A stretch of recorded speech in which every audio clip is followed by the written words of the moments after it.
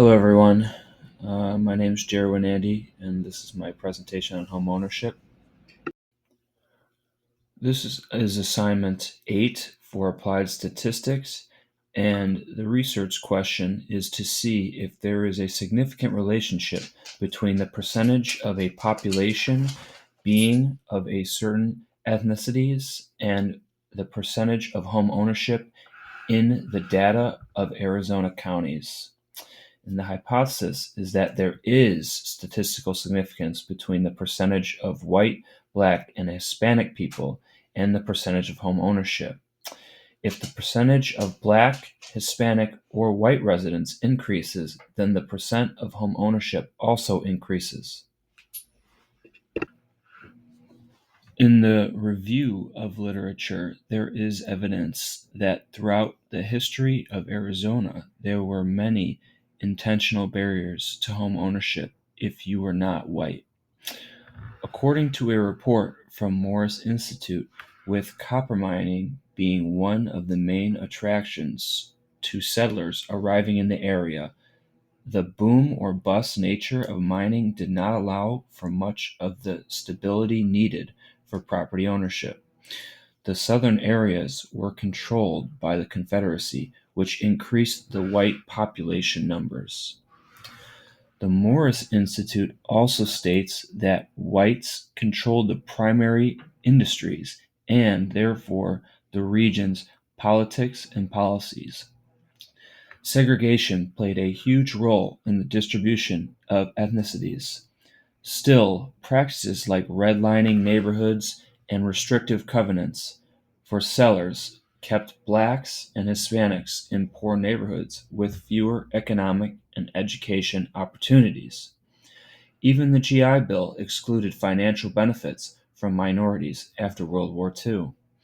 Another issue that discouraged ownership was when someone could pull together a down payment and secure a mortgage contract, but if the property owner defaulted on the loan, they would lose the equity and they had invested in the home. This may have discouraged people from trying to own and opting to rent instead. For both cultural and economic reasons, another type of home ownership also happens.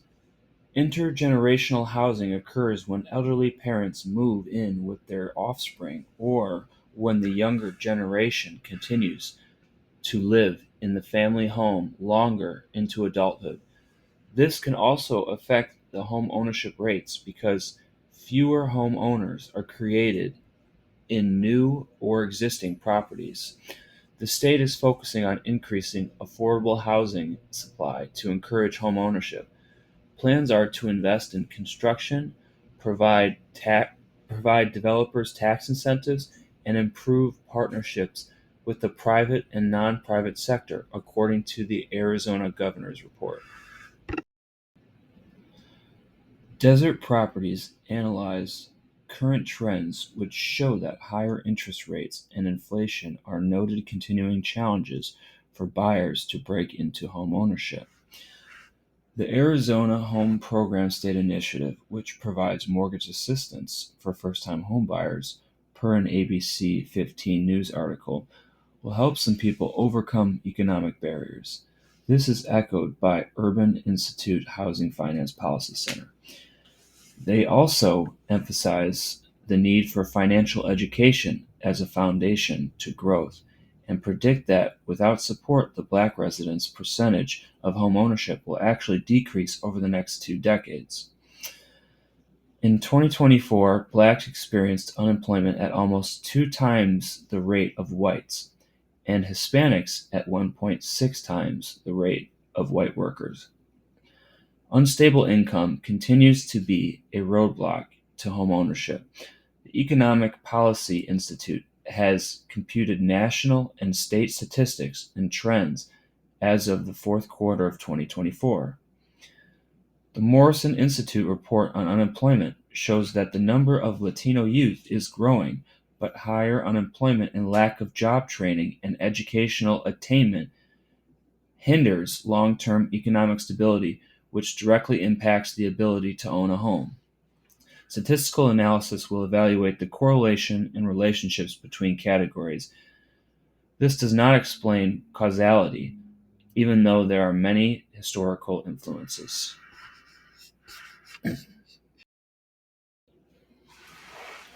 The descriptive statistics provide a clear baseline of home ownership rates showing initial disparities or similarities across groups. Correlation does not account for any additional variables, but when comparing just the percent of home ownership and ethnicity, it determines if higher proportions of certain ethnic groups are associated with higher or lower home ownership rates with a numerical measure.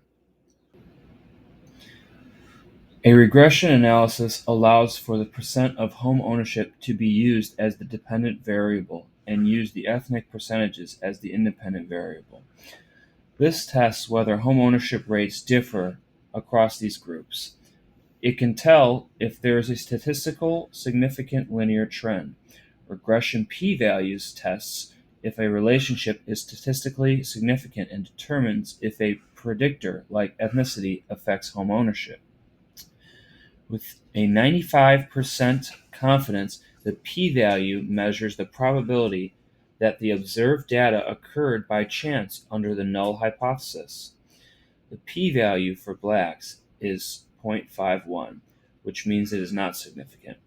The p-value for Hispanics is 0.2, which means that it is not significant. The p-value for white/non-Hispanic is 0.99, which means it is not significant. The three p-values, all being not statistically significant, means the null hypothesis cannot be rejected. In linear regression, R-squared measures how much variance is explained by the model. R-squared times 100 is the percent of the data that can be explained by the variables of percent by ethnicity. It assesses how well the model fits the data. It represents how much the values in a dataset are different from the mean or the average of the dataset. R-squared near zero means that the percentage of home ownership is not explained by percent ethnicity. R-squared near 1 means that ethnicity does not explain the percentage of home ownership. For the data visualizations, this is the original data chart.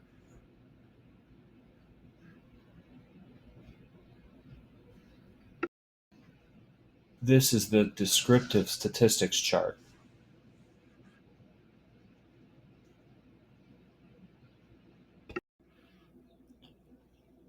This is the box and whisker chart, and it illustrates the disparities in home ownership rates across different ethnic groups in Arizona as shown by the data from our dataset. It reveals that white non-Hispanic households have the highest median home ownership rate at around 70%, with a relatively tight interquartile range from 65% to 75%, indicating consistent ownership levels and minimal variability. In contrast, black households show a median home ownership rate of 40%, with a narrower interquartile range from 35% to 45%, but also include an outlier at 25%, suggesting some areas or individuals with unusually low rates.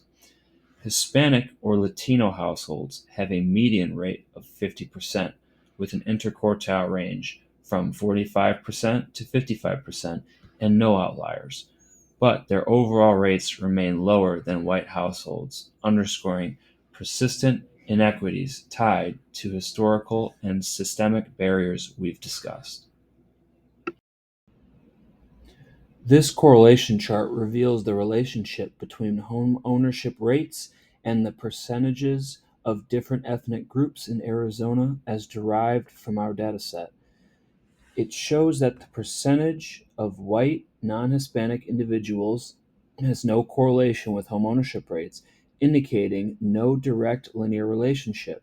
while the percentage of black individuals has a very weak negative correlation of negative 0.19 with home ownership, suggesting that areas with higher black populations tend to have lower home ownership rates. Similarly, the percentage of Hispanic or Latino individuals shows a moderate negative correlation of negative 0.37 with home ownership, implying a slight tendency for higher Hispanic populations to be associated with lower homeownership rates, which aligns with the historical and systematic barriers to homeownerships for minority groups we've explored.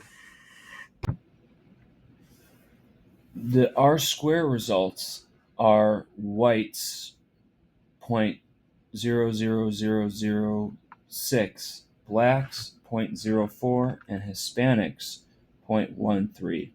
These numbers describe the goodness of fit for how the variables fit the model.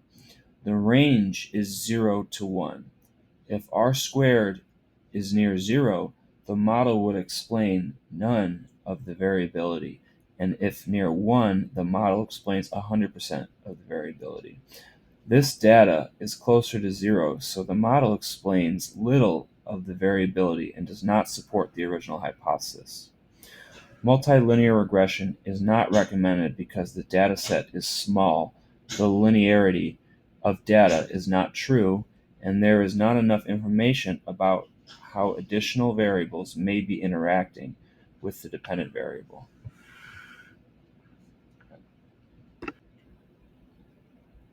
These are the regression statistics.